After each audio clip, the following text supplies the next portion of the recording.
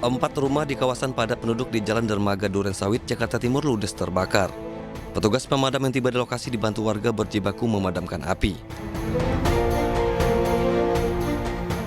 Api berhasil dilokalisir agar tidak menyebar ke rumah lain. Api padam 1 jam kemudian dengan mengerahkan 11 unit mobil damkar ke lokasi. Tidak ada korban jiwa dalam peristiwa ini, namun satu penghuni rumah mengalami sesak nafas dan harus mendapat tindakan medis. Saya keluar, ada apa? Ternyata udah ada asap. Susah buka pintu itu, Pak. Tapi umpamanya tadi langsung dibuka, mungkin nggak segede gini. Itu lama gitu. Dok. Orang pada budok-budok. Jam berapa tuh, Bu? Ya 1 jaman kali. Ini jam berapa? Ini jam berapa? Itu terdengar ledakan nggak, Bu? Hah? Terdengar ledakan nggak, suara ledakan? Iya, AC saya, freonnya kan meledak, Pak. Terus kira-kira tahu nggak, Bu, itu awal api dari apa tuh, Bu? Ya, itu bocah itu, anaknya si Wati itu. Polisi masih menyelidiki penyebab kebakaran. Dugaan sementara kebakaran terjadi akibat korsleting listrik. Dari Jakarta, Rio Manik, iNews melaporkan.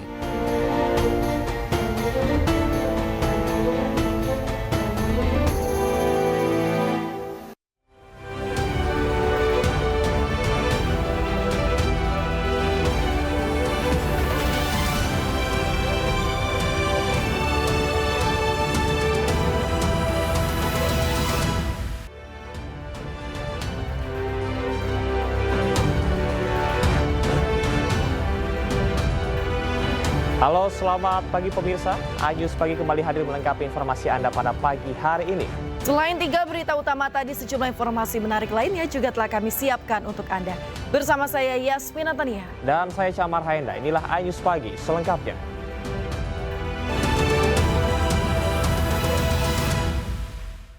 Pemirsa, seorang asisten rumah tangga nekat mencuri berlian dan juga mata uang asing milik majikannya di Bekasi, Jawa Barat. Ya, guna mengelabui petugas keamanan komplek, pelaku menaruh barang curian ke kantong berisi pakaian kotor.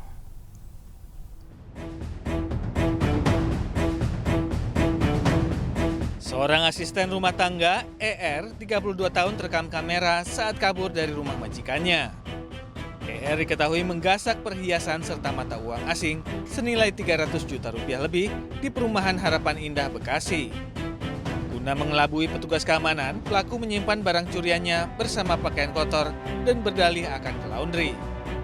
Pelaku sebelumnya juga membobol brankas majikannya dengan memanfaatkan kondisi rumah majikannya yang sepi.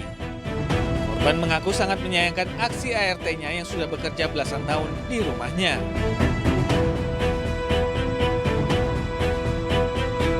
Beberapa ART bilang bahwa mereka melihat Erna ya awalnya tuh bolak-balik. Pertama bawa berat-berat kayaknya, tapi kayak ditutupin pakai bed cover gitu ya. Terus udah gitu sama dibonceng sama ART yang sebelah rumah saya ya. Pasca kejadian, korban sudah melapor ke polisi dan berharap pelaku ditangkap untuk mempertanggungjawabkan perbuatannya. Bekasi, Jawa Barat, Rahmat Hidayat, iNews melaporkan.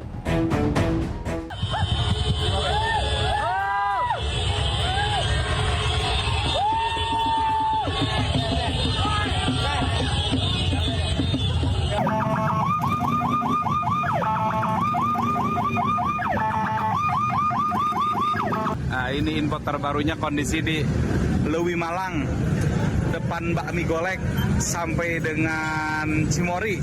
Nah, ini di Pudunan atau Tanjakan Lewi Malang, pangkalan ojek Bima Sakti.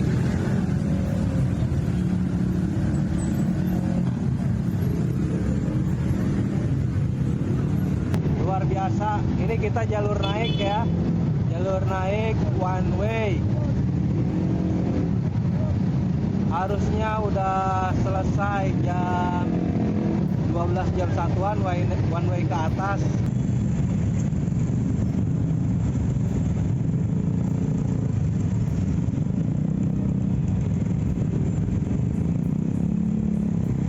Lihat ini sampai tengah malam, sampai pukul 00 ini.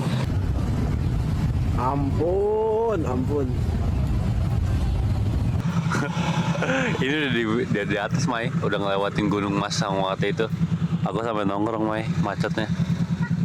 Mati, Mai, nggak bisa jalan.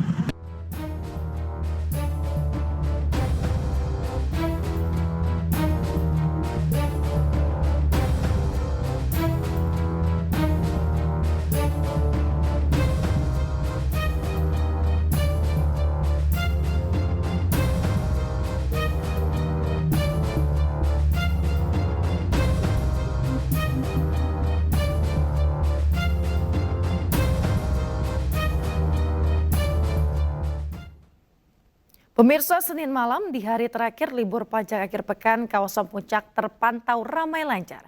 Rekayasa lalu lintas one way di kawasan Puncak Bogor pun sudah tidak diberlakukan. Meski sempat terjadi kemacetan saat pemberlakuan one way ke arah Jakarta pada pagi dan sore hari, jalur lalu lintas di kawasan Puncak Bogor terpantau ramai lancar pada malam hari. Rekayasa lalu lintas sistem one way atau satu arah pun kini sudah tidak diberlakukan. Senin malam lalu lintas di kawasan Puncak pun terpantau ramai lancar, tidak ada kepadatan yang berarti baik jalur ke arah Bogor maupun ke arah Jakarta.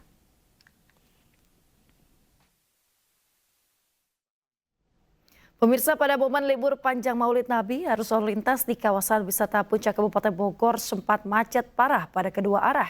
Bahkan seorang wisatawan dikabarkan meninggal dunia di jalan akibat terjebak kemacetan.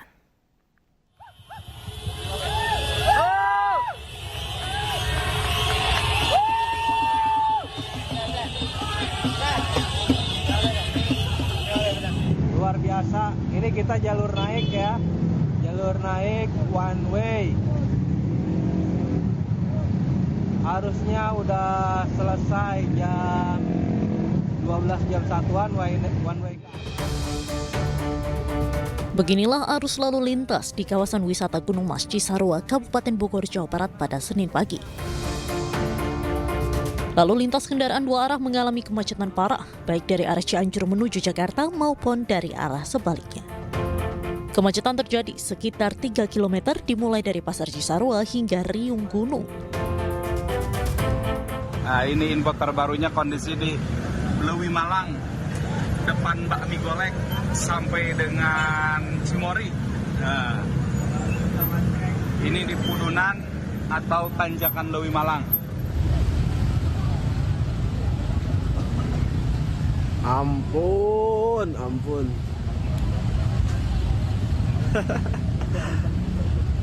Bendera putih ya, nyerah.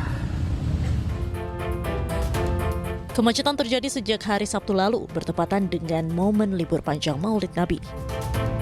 Hingga Minggu malam bahkan Senin pagi, kemacetan parah masih terjadi di kawasan wisata Puncak Kabupaten Bogor. Akibat kemacetan parah, kendaraan tak bisa keluar hingga seorang wisatawan Gunung Mas dikabarkan meninggal dunia. Seorang saksi yang merupakan warga setempat menyampaikan wisatawan tersebut memiliki riwayat penyakit asma. Namun saat hendak dibawa ke rumah sakit, kendaraannya terjebak kemacetan dan tak dapat keluar dari kawasan Gunung Mas hingga akhirnya meninggal dunia di jalan. Kejadiannya di sini habis dari wisata dari Gunung Mas. Dia aja yang punya penyakit, katanya sih dengar kayak penyakit asma gitu, mungkin kecapean atau kedinginan. Mau dibawa ke rumah sakit juga nggak bisa karena macet total kan, nggak gerak. Meninggalnya sih informasi dari di jalan raya. Kemacetan parah yang terjadi di kawasan wisata Puncak ini pun ramai diperbincangkan di media sosial. Dari Bogor, Jawa Barat, Wildan Hidayat, iNews melaporkan.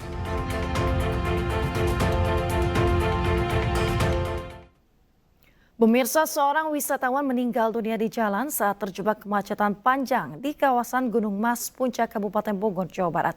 Dan berikut potongan dialog dalam program iNewsroom bersama KBO Satlantas Polres Bogor, Ibtu Ardian Novianto.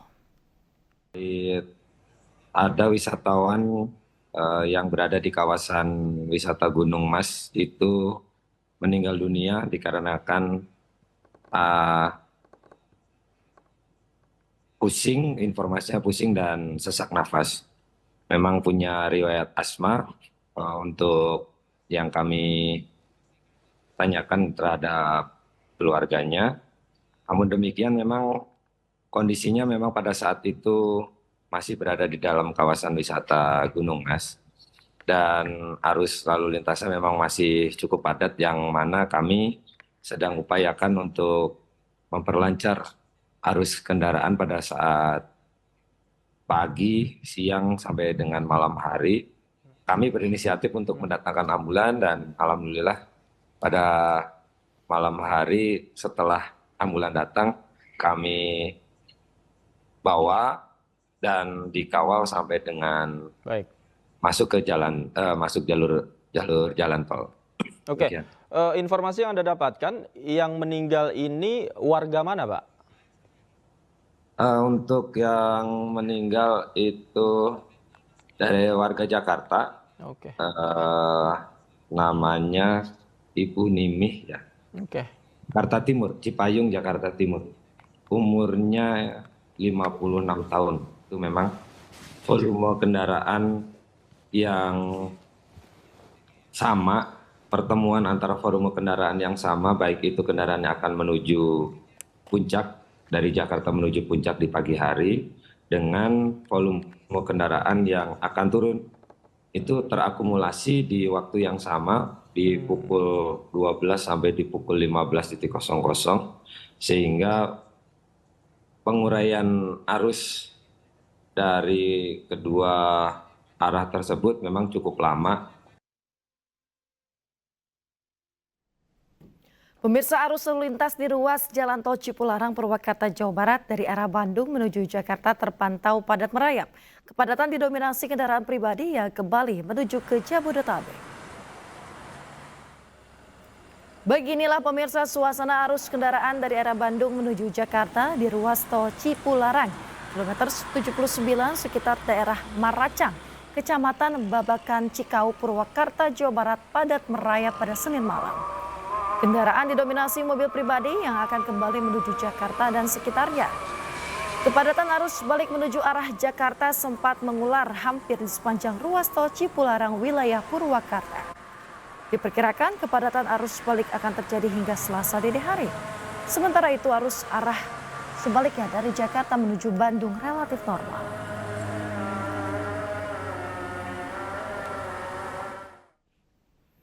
Tidak hanya di puncak, pemirsa, kepadatan juga terjadi di sejumlah titik. Di kawasan wisata Lembang, kemacetan terjadi di sekitar tempat wisata, sementara di Yogyakarta, kawasan Malioboro juga dipadati oleh para pengunjung. Mantap.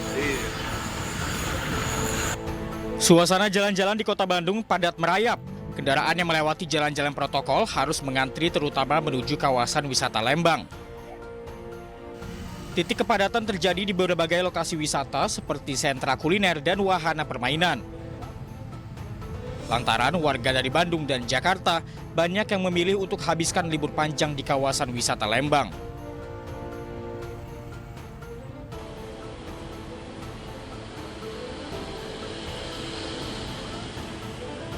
Tidak hanya di Lembang, kepadatan juga terjadi di Yogyakarta, tepatnya di kawasan Malioboro.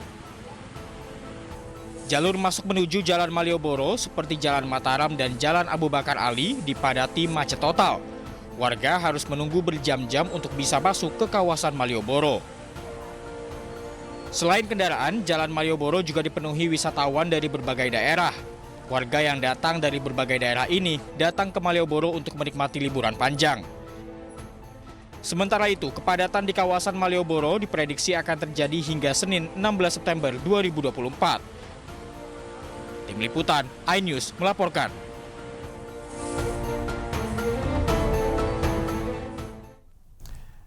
Sementara itu, antrean wisatawan juga membludak saat mengarungi arung jeram di Sungai Palayangan, Pangalengan, Kabupaten Bandung.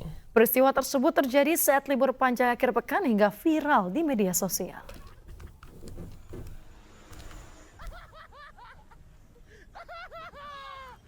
Ya pemirsa, dapat dilihat di layar kaca seperti inilah kondisi antrian wisatawan saat mengarungi jeram di Sungai Palayangan, Pangalengan, Kabupaten Bandung, Jawa Barat.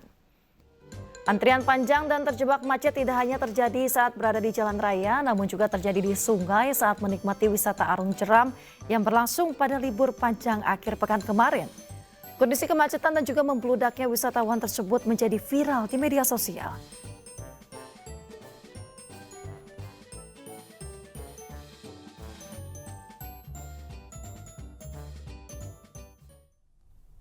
Pemirsa, kemacetan panjang juga terjadi di kawasan pusat perbelanjaan di Jalan S. Parman dan juga Tanjung Duren, Jakarta Barat pada hari Minggu. Sejumlah warganet mengeluhkan kemacetan panjang dan berjam-jam dengan memberikan beragam komentar di sosial media.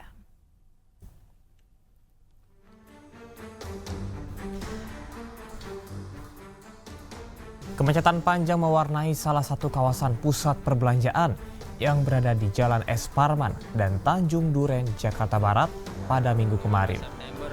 Akses keluar dan masuk mobil menuju pusat perbelanjaan terbesar di Jakarta Barat ini terpantau padat dan belum bergerak selama kurang lebih 5 jam. Bahkan sejumlah warganet mengeluhkan keadaan tersebut hingga menjadi viral di media sosial.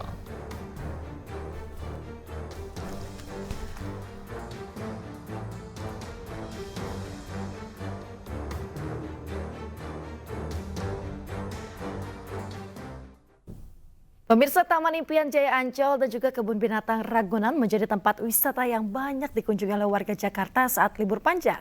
Ya, hal ini disebabkan harga tiket masuk yang terjangkau dan banyaknya wahana rekreasi untuk keluarga.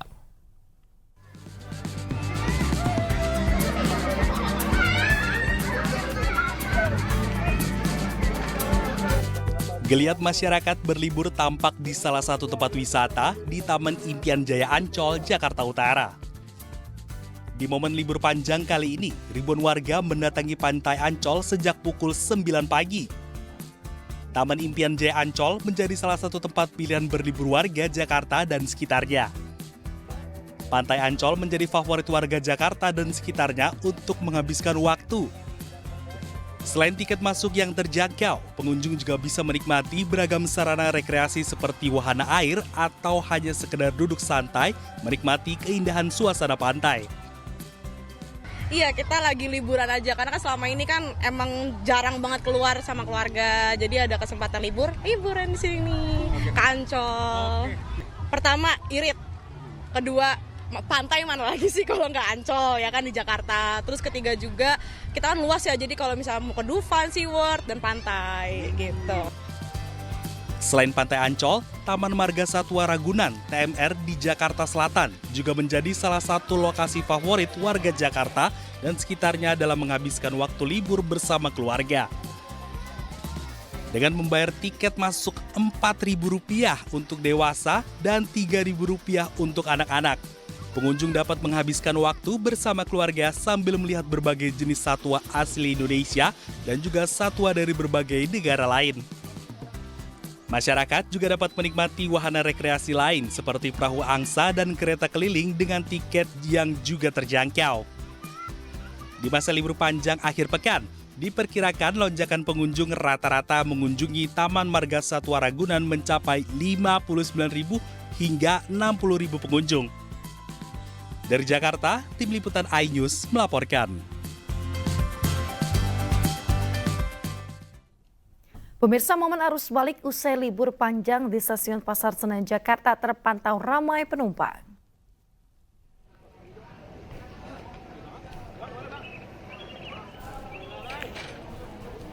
Keramaian ini didominasi oleh kepulangan masyarakat yang memanfaatkan libur akhir pekan yang berdempetan dengan Hari Maulid Nabi Muhammad SAW. Pada periode libur panjang 13 hingga 17 September ini, kereta api dari Daob 1 Jakarta mencatat 146.000 tiket ludes terjual. Sementara untuk kedatangan, hari Selasa ini diperkirakan 33.470 penumpang yang akan turun di area daerah operasional 1 Jakarta. Mayoritas penumpang yang tiba berasal dari Malang, Surabaya, Solo, dan Yogyakarta.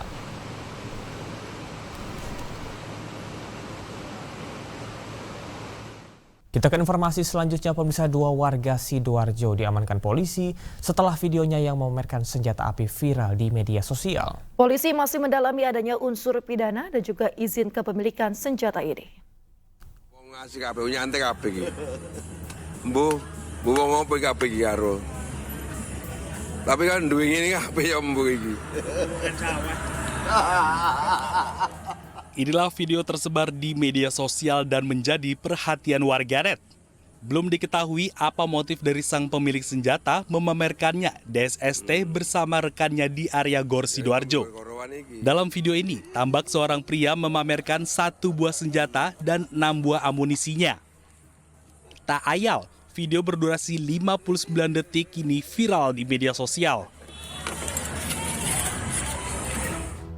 Polisi pun bertindak dan akhirnya berhasil menemukan 2 orang yang berada dalam video tersebut. Kedua orang yang diringkus polisi adalah W, 55 tahun, warga Karangayam Sidoarjo, dan S alias E, 49 tahun, warga Desa Tebel, Kendangan, Sidoarjo. Kedua warga itu diketahui sebagai pemilik dan penyimpan senjata. Polisi juga turut menyita senjata yang dipamerkan. Informasi tersebut kita dalami dan kemudian kita lakukan penyelidikan sampai akhirnya kita dapat menemukan orang yang ada di video tersebut. Selanjutnya kita klarifikasi dan kemudian kita lakukan penggeledahan di rumah tersebut atau di rumah yang diduga pelaku.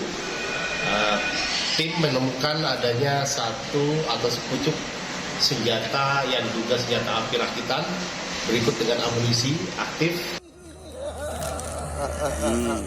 Kasus pamer senpi di media sosial saat ini ditangani tim Satreskrim Polresta Sidoarjo. Polisi hingga kini masih mengembangkan kasus tersebut. Dari Sidoarjo, Jawa Timur, Pramono Putra, iNews melaporkan.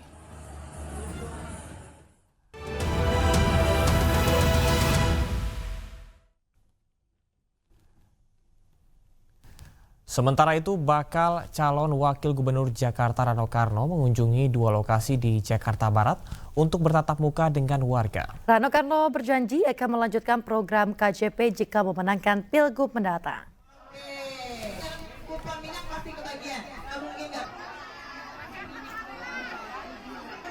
Pemirsa, salah satu lokasi yang dikunjungi Rano Karno adalah kawasan padat penduduk di Kalideres, Jakarta Barat. Di lokasi tersebut, Rano Karno mengunjungi bazar minyak goreng murah di Jalan Tanjung Pura, Pegadungan. Dalam kesempatan tersebut, Rano mendengarkan keluh kesah masyarakat terkait Kartu Jakarta Pintar atau KJP yang sebentar lagi masanya akan berakhir.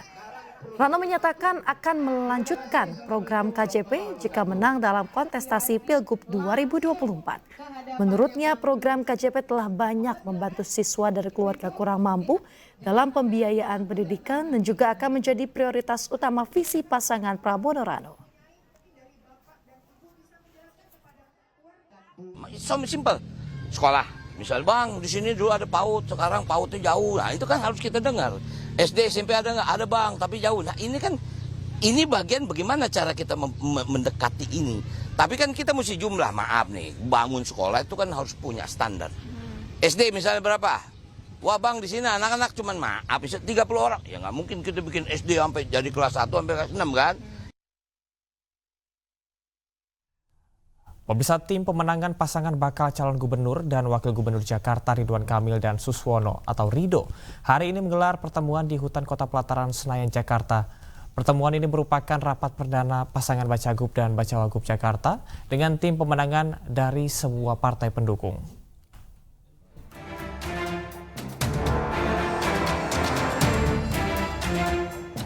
Bakal calon gubernur dan wakil gubernur Jakarta Ridwan Kamil dan Suswono atau Rido hari ini menggelar pertemuan di Hutan Kota Pelataran kawasan Senayan, Jakarta.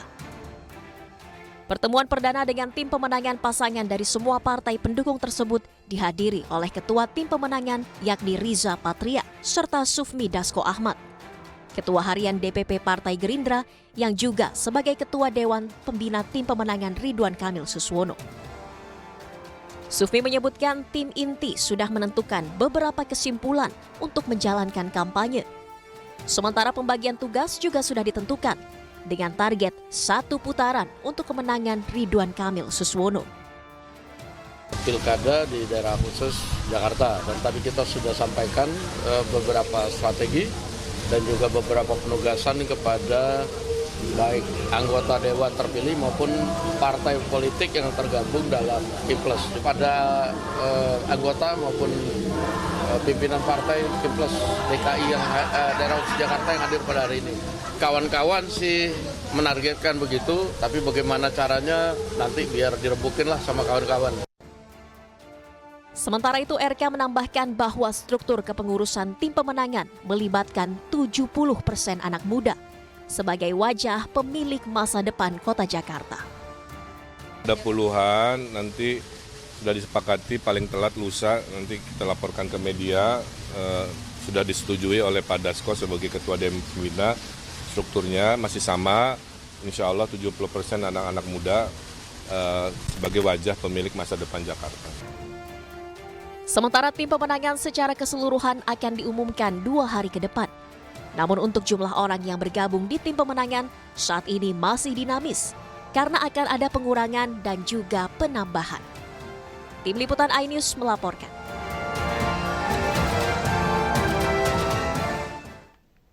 Pemirsa, bakal calon gubernur Nusa Tenggara Barat Siti Rohmi Jalila menghadiri event budaya Peresean di Kabupaten Lombok Tengah, Nusa Tenggara Barat. Kehadiran Siti Rohmi sebagai bentuk dukungan dalam melestarikan adat dan juga budaya.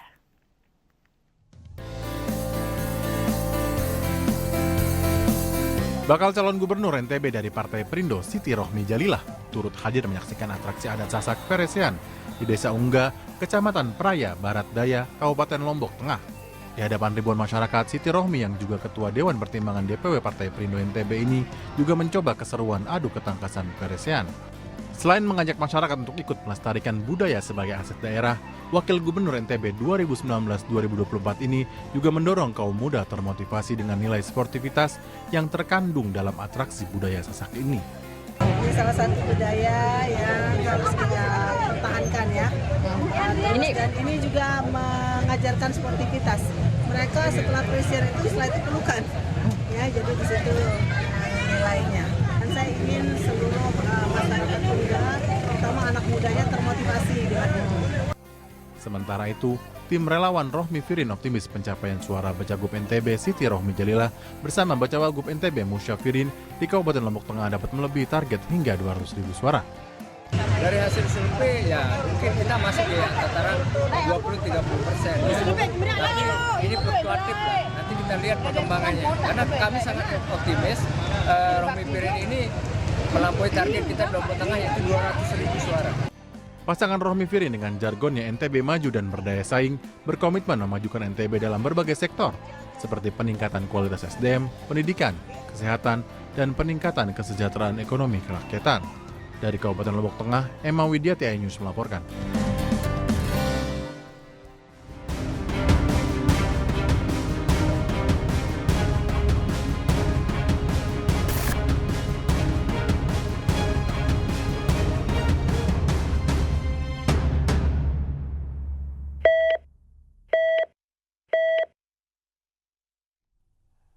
Pemirsa, mulai Senin 16 September 2024, Otorita Ibu Kota Nusantara atau OIKN membuka kunjungan umum ke Ibu Kota Nusantara.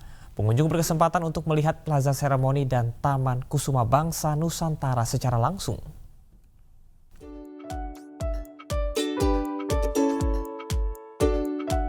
Otorita IKN resmi membuka kunjungan umum bagi masyarakat yang ingin masuk ke kawasan IKN mulai 16 September 2024.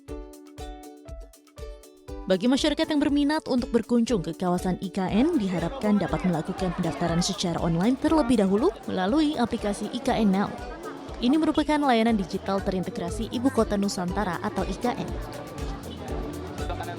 Warga yang sudah mendaftar akan diatur pihak OIKN masuk ke area IKN.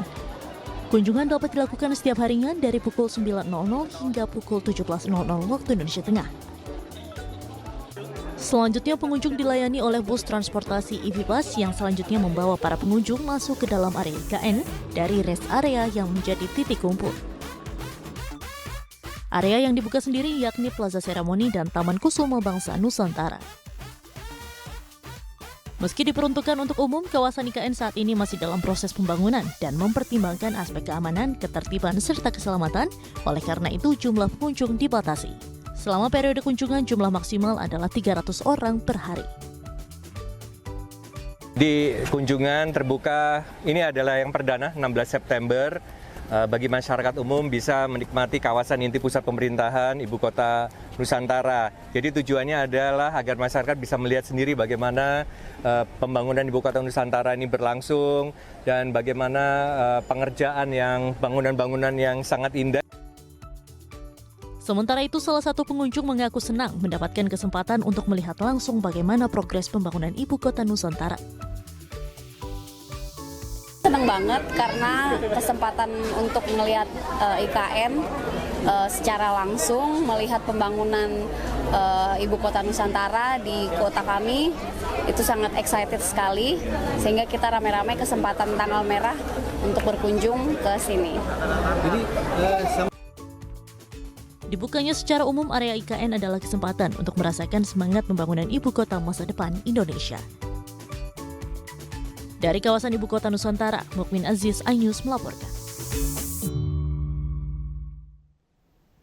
Pemirsa, Presiden Joko Widodo kembali berkantor di Ibu Kota Nusantara, Kalimantan Timur sejak Kamis 12 September lalu.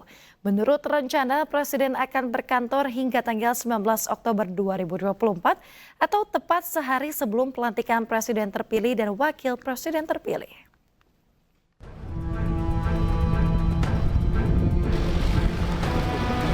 Presiden Joko Widodo kini tengah memimpin dan mengawasi jalannya pemerintahan dari Ibu Kota Nusantara, Kalimantan Timur.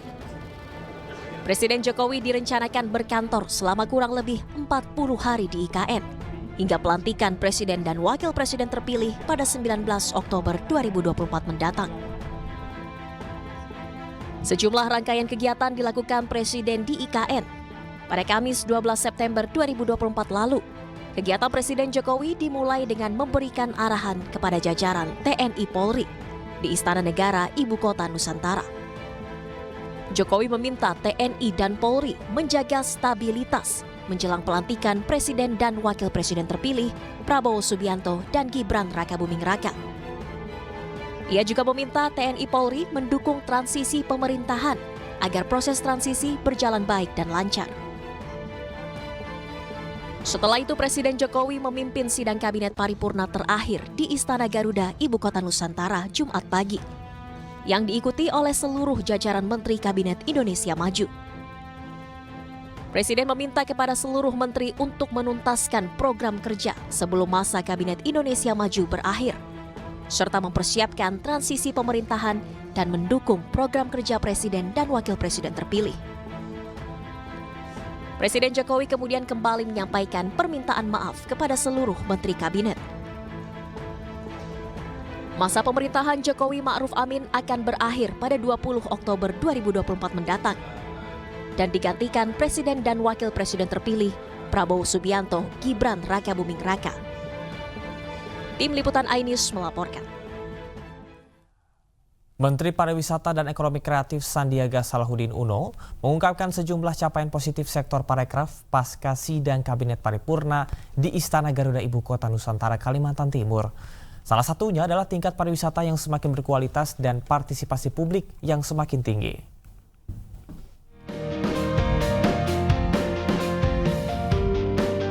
Pariwisata Indonesia masuk pada posisi 20 besar wisata terbaik di dunia. Seiring kunjungan dan geliat pariwisata di 5 destinasi super prioritas menjadi salah satu capaian positif sektor pariwisata di tanah air. Hingga akhir masa Kabinet Indonesia Maju, Kemenparekraf optimis mampu menyelesaikan sejumlah program, seperti pembangunan 5 destinasi super prioritas, serta pengembangan sektor sumber daya manusia. Hal ini disampaikan Sandiaga Uno usai mengikuti sidang Kabinet Paripurna di Istana Garuda, Ibu Kota Nusantara, Kalimantan Timur, bersama Presiden Joko Widodo dan Wakil Presiden Ma'ruf Amin, beserta para Menteri Kabinet Indonesia Maju. 5 destinasi super prioritas kami merekomendasi untuk dilanjutkan, diselesaikan. Dari segi aspek infrastrukturnya sudah hampir semua di atas 80%, malah ada yang sudah selesai. Tapi ada juga aspek sustainability-nya, keberlanjutannya dan aspek quality-nya, peningkatan SDM. Ini telah kita lihat hasil awal yang sangat menjanjikan di Danau Toba, Borobudur, Mandalika, Labuan Bajo, dan Likupang. Menparekraf Sandiaga Uno juga terus mendorong peningkatan nilai tumbuh atau nilai ekspor, akses pembiayaan para pelaku ekonomi kreatif guna mencapai target 4,4 juta lapangan pekerjaan di Indonesia. Dari Jakarta, Esra Amberita Dalmar Wicaksono, iNews melaporkan.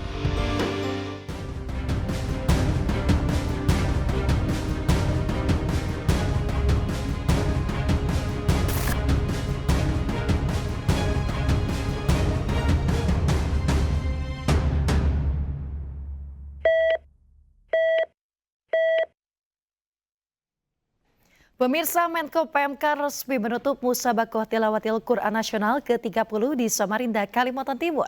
Penutupan MTQ ini semakin meriah dengan penampilan Raja Dangdut Rhoma Irama.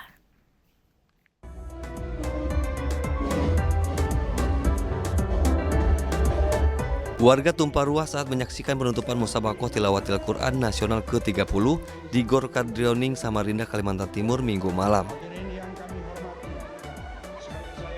Suasana semakin meriah saat Menteri Koordinator Bidang Pembangunan Manusia dan Kebudayaan, Muhadjir Effendi, mengajak masyarakat untuk bersolawat usai dirinya memberikan sambutan dan menutup acara MTQ.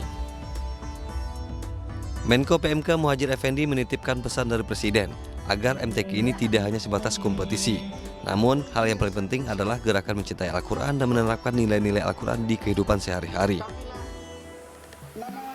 Presiden menyampaikan bahwa MTQ yang kemarin beliau buka itu sudah sangat bagus. Hanya juga yang tidak kalah penting adalah gerakan untuk mencintai Al-Quran, memahami, menghayati isinya, terutama nilai-nilai yang ada untuk diterapkan. Nilai kejujuran, integritas, keadilan, keperpihakan kepada mereka yang lemah, kemudian juga solidaritas. Kemeriahan penutupan MTQ semakin terasa saat Raja Dangdut Rhoma Irama hadir dalam acara tersebut. Diketahui MTQ Nasional ke-30 ini berlangsung sejak tanggal 6 sampai 16 September 2024 dan Kalimantan Timur sebagai tuan rumah. MTQ Nasional ke-30 ini diikuti 1.567 peserta inti dan 431 peserta cadangan yang berasal dari 36 provinsi di Indonesia. Dari Samarinda, Kalimantan Timur, Ardi Wirya, iNews melaporkan.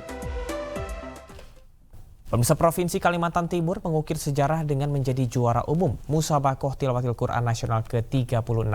Sebagai tuan rumah, Kaltim juga sukses memecahkan rekor muri dalam kategori konfigurasi logo terbesar dan susunan drone dalam acara penutupan MTQ.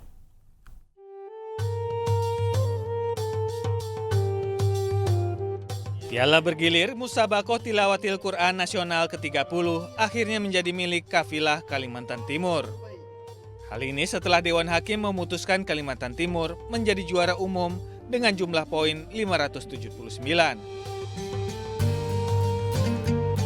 Menteri Koordinator Bidang Pembangunan Manusia dan Kebudayaan, Muhadjir Effendi, secara resmi menyerahkan piala bergilir kepada PJ Gubernur Kalimantan Timur, Akmal Malik, di Gor Kadrioning, Samarinda, Minggu malam. Allah SWT mengatakan, berusahalah kamu dan aku akan memberikan hasil. Itu sudah terbukti. Dan alhamdulillah kita berusaha 9 bulan lebih loh kita berusaha. Kuncinya memang di persiapan, ya. Tercapai pecahnya rekor ini, tercapainya juga alhamdulillah juara umum itu adalah berkat perjuangan bersama-sama, ya. Kita ingin mengatakan ini clear and clean, jangan karena dipikir karena kita tuan rumah kemudian kita juara, enggak. Selain menyabat juara umum MTQ, Kalimantan Timur juga mendapat penghargaan rekor muri, konfigurasi logo terbesar, dan susunan drone dalam acara penutupan MTQ.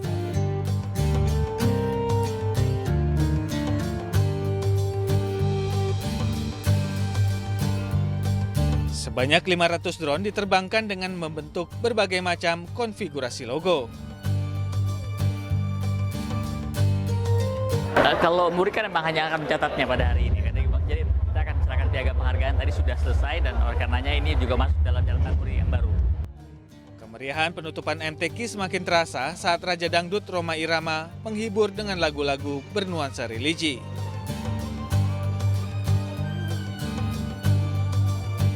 Dari Samarinda, Ardi Wirya, iNews melaporkan.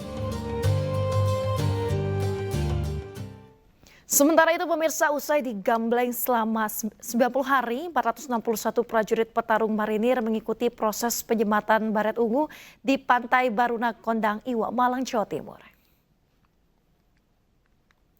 Pemirsa, upacara pembaretan ini dipimpin langsung oleh Komandan Korps Marinir atau Dankomar Mayor Jenderal TNI Mar Endi Supardi.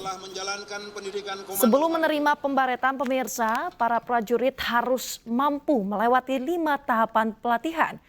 Mulai dari tahap dasar komando, tahap kemampuan dan ketahanan di laut, tahap pertempuran hutan, tahap teknik dan taktik perang gerilya, serta tahap lintas Medan Banyuwangi menuju Pantai Baruna Kondang, Iwa, Malang Selatan. Pemirsa, latihan ini bertujuan untuk mewujudkan sumber daya manusia yang profesional, modern dan tangguh, sehingga prajurit pasukan pendarat amfibi kelak siap ditempatkan di seluruh penjuru tanah air Indonesia. Setelah menerima baret biru, pemirsa, para prajurit dipertemukan dengan keluarga.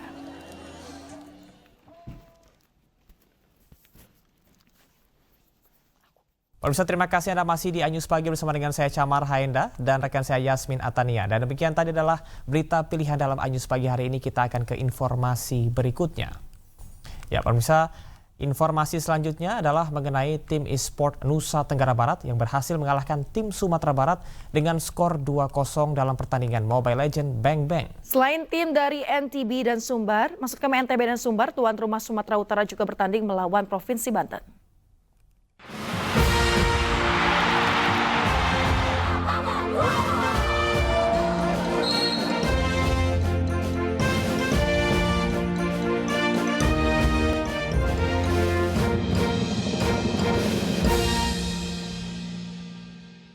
Acara ini dipersembahkan oleh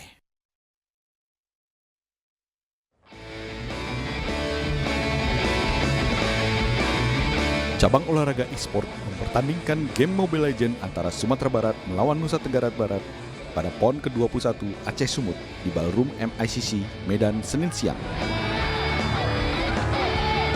Dalam pertandingan pertama, ada 8 provinsi yang bertanding di game Mobile Legends. Tim e-sport NTB menang melawan tim e-sport dari Sumatera Barat dengan skor 2-0. Tim NTB terus menggempur pertahanan Sumbar dengan hero-hero andalan tim NTB. Babak pertama tim NTB bermain cepat dan langsung masuk lalu menghancurkan tower milik Sumbar. Karena kita kan udah persiapan tuh dari bulan Maret mungkin, jadi kalau dari persiapan udah lumayan matang lah bisa dibilang. Mungkin kalau dibilang masuk ke tim profesional ya ke tim Onyx ya, karena dulu saya juga pernah main di Onyx cuman di MDL. Itu pun satu season, jadi kayak pingin ngebuktiin lagi lah main di Onyx. Untuk pertandingan selanjutnya, Rizky Pangestu menambahkan tidak ada persiapan khusus, namun timnya akan melakukan evaluasi pertandingan sebelumnya. Selain Mobile Legends, ada 2 game lagi yang dipertandingkan seperti Battle of Guardian and Hunter of Kings. Dari Medan, Sumatera Utara, Ahmad Riwan Nasution, iNews melaporkan. 2 kali atlet tinju asal Sumatera Utara dianggap menang kontroversi dan diuntungkan wasit hingga mendapat protes. Panitia menonaktifkan seorang wasit yang kinerjanya dianggap tidak baik.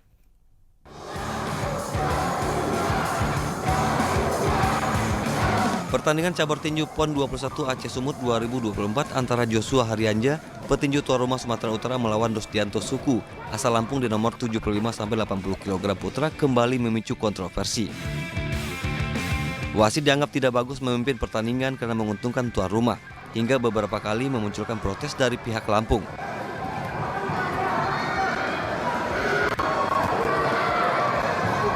Bahkan pelatih Lampung melemparkan kursinya.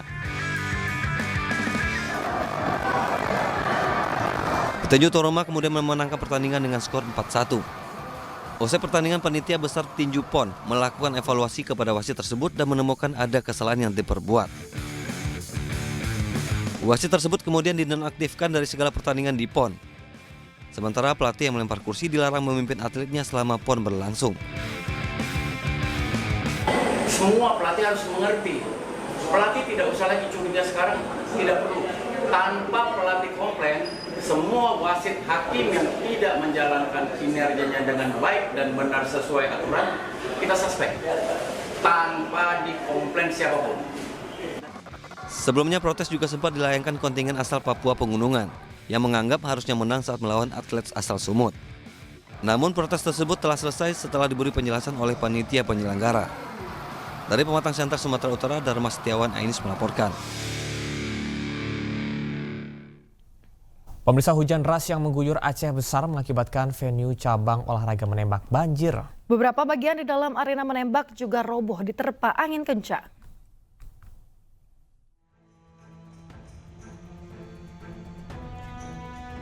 Banjir mengenangi area parkir venue cabang olahraga menembak pada PON 21 Aceh Sumut di lapangan tembak Rindam Mata Iye, Aceh Besar. Kondisi ini membuat mobilisasi atlet sedikit terganggu. Hujan deras dan angin kencang juga membuat beberapa bagian arena lapangan tembak roboh. Namun hal ini tidak menghambat pertandingan yang sedang berlangsung. Banjir ini akibat hujan deras dan drainase yang tersumbat. Namun para pekerja sudah melakukan perbaikan. Pihak ofisial cabur menembak berharap pihak penanggung jawab pembangunan venue tersebut bisa segera mengambil tindakan agar tidak mengganggu mobilisasi atlet menembak. Saya sangat berharap dari pihak pelaksana untuk serius menangani ini karena kasihan atlet-atlet yang lain datang kemari, khususnya dengan beban mentalnya untuk soal keselamatan. Berapa bagian memang diterbangkan angin juga, Pak? Ada di lapangan 50 meter, tengah-tengahnya sama tenda tapi sudah diperbaiki semalam. Venue cabur menembak tersebut dibangun menggunakan dana APBN dengan fasilitas di dalamnya yang dilengkapi dengan lapangan tembak indoor 10 meter, indoor 10 meter running target, lapangan tembak 25 meter, dan lapangan tembak 50 meter. Dari Kabupaten Aceh Besar, Taufan Mustafa, iNews melaporkan.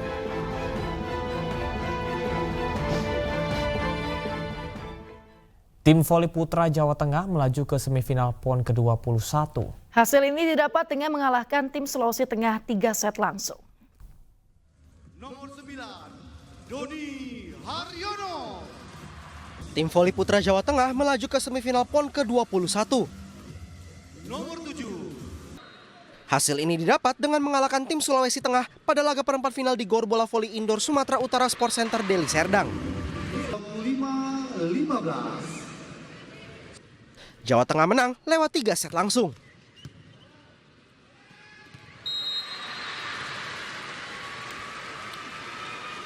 Jateng mengalahkan Sulteng dengan skor akhir 25-15, 25-19, dan 25-11.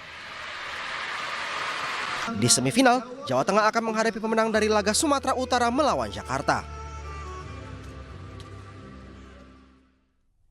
Kontingen tuan rumah yaitu Sumatera Utara menambah pundi-pundi medali mereka di PON ke-21. Ya, kali ini medali datang dari cabang olahraga wushu lewat atlet andalan mereka Haris Horatius dan juga Nicholas.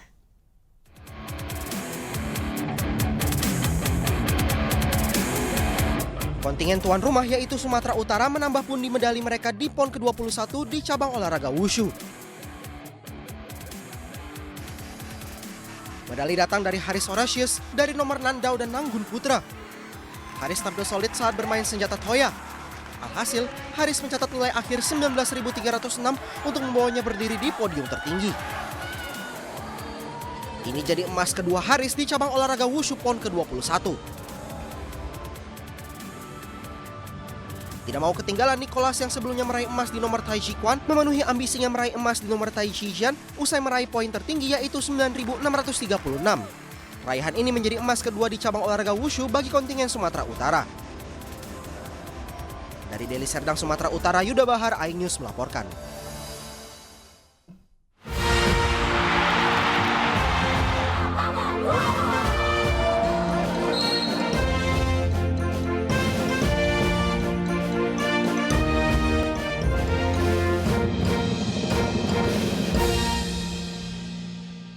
Kita ke informasi berikutnya pemirsa. Selain dikenal dengan kota santri, potensi wisata religi di Kabupaten Kendal juga tinggi.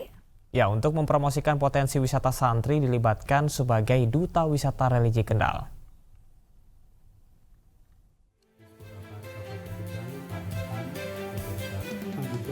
Tidak hanya dikenal dengan kota santri, namun juga banyak makam wali dan ulama, serta tradisi keagamaan yang khas sehingga membuat kota Kendal memiliki potensi wisata religi yang tinggi. Untuk mempromosikan potensi wisata dilakukan pemilihan Duta Santri Wisata Religi. Duta wisata dipilih dari santri serta santriwati yang menuntut ilmu di pondok pesantren di Kendal, Jawa Tengah melalui sejumlah seleksi, dengan menggandeng Yayasan Masjid Besar Al-Mutakin Kaliwungu, Forum Komunikasi Pondok Pesantren dan Dinas Kepemudaan Olahraga dan Pariwisata Kendal. Pemilihan Duta Santri Wisata Religi ini juga digelar dalam rangka memperingati Hari Maulid Nabi Muhammad SAW. Kabupaten Kendal punya banyak potensi wisata religi, baik itu yang berupa tempat, entah itu makam para wali, makam ulama-ulama besar, kemudian ada masjid-masjid bersejarah, kemudian ada juga tradisi-tradisi pondok pesantren juga yang bersejarah di Kabupaten Kendal. Nah, ini didukung juga Kendal ini sebagai kota santri yang memiliki banyak pondok pesantren dengan ya mungkin sudah ratusan ribu santri yang ada di Kabupaten Kendal yang berasal tidak hanya dari Kabupaten Kendal tapi dari luar kabupaten juga. Salah satu tradisi unik dan hanya ada di Kendal khususnya Kaliwungu adalah tradisi weh-wehan di bulan Maulid Nabi. Tradisi saling berbagi makanan ini hanya dilaksanakan warga Kaliwungu yang sudah berjalan puluhan tahun silam. Tradisi ini layak dipromosikan sebagai daya tarik wisata yang menonjolkan keramahan warga Kaliwungu. Dari Kendal, Jawa Tengah, Edi Prayitno, Ainus melaporkan. Pemirsa, melestarikan budaya suku Dayak, ratusan pelajar di Berau, Kalimantan Timur menampilkan tari kolosal suku Dayak Gai. Sementara di New York, Amerika Serikat, digelar peragaan busana yang terinspirasi dari ragam budaya Nusantara.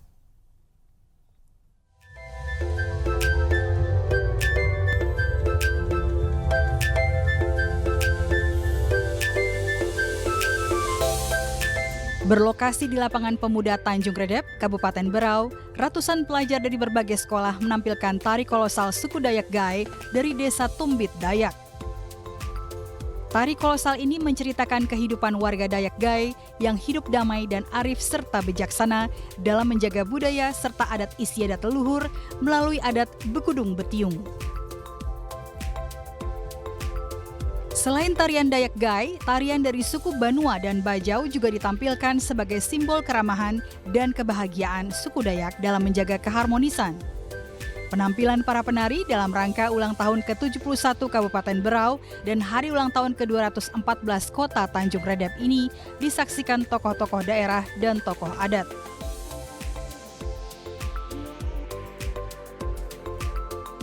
Sementara itu, New York Indonesia Fashion Week keempat kembali digelar di Manhattan, New York. Peragaan busana yang menampilkan karya otentik sejumlah desainer tanah air ini memukau warga New York dan warga negara Indonesia yang hadir. Salah satu desainer, Dr. Rosalin Rumaseu, menampilkan busana yang indah dengan motif khas Papua dari wilayah adat Saireri, Kepulauan Biak. Acara ini juga dimeriahkan dengan kehadiran dua model asal Papua, yakni Tamariska Rumbekwan dan Delonix Tegai. Tim Liputan iNews melaporkan.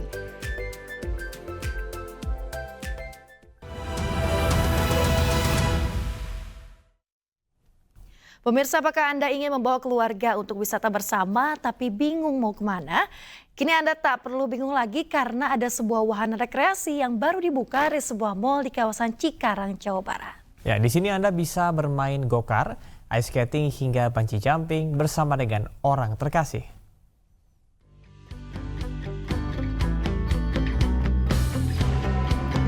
Aksi Barongsai memeriahkan acara pembukaan aneka wahana bermain City Garden yang berada di Pollux Mall, Cikarang, Kabupaten Bekasi.